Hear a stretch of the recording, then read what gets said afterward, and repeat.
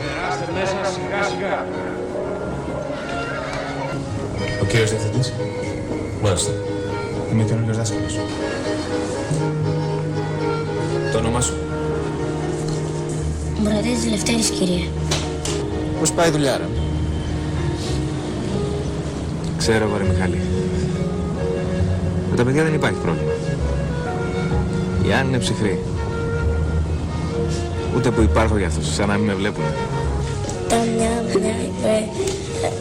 ροχή περιπέτεια και θα το θυμάμαι σε όλη μου τη ζωή. Θα χάσει τον καιρό σου, κύριε Σκούρτη. Ο Λευτέρης από την πρώτη δημοτικού είχε πρόβλημα. Δώσε μου το απελαγείο σου.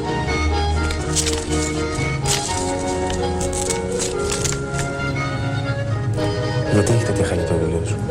Γιατί δεν ξέρω να διαβάζω.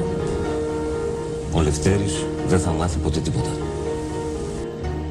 Κάτσε κάτω, Μουρατίδη. Δεν κατάλαβες, ηλίθιε, πως η τάξη γελούσε σε βάρος σου? Με τις φυλακίες που είπες?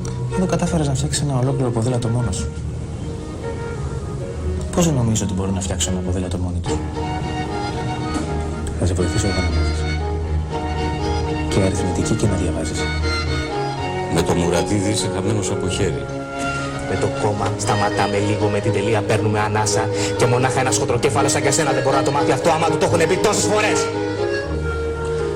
Αξίζει τον κόπο να πάρεις το ρίσκο και να εκτεθείς. Πώς περνούν κόμμα και να τους κάνω παρέα. Τι πάτε να αποδείξετε, κύριε Σκούρτη, ότι ήμασταν ικανοί?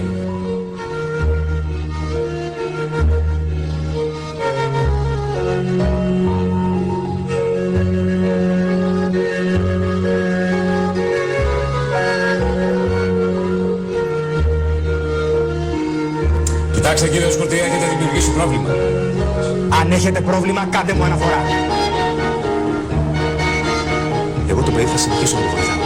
Είναι άτομο με μια ωραία αντίληψη. Ο πατέρας μου λέει πως δεν τρελάς που κάθεστε και μαθαίνετε. Ο Λευτέρης άρχισε να μιλάει και τα παιδιά άρχισαν να γελάνε μαζί του. Πρέπει να το αντέξεις, Λευτέρη. Αλλιώτικα θα νομίζουν ότι σε νικήσανε.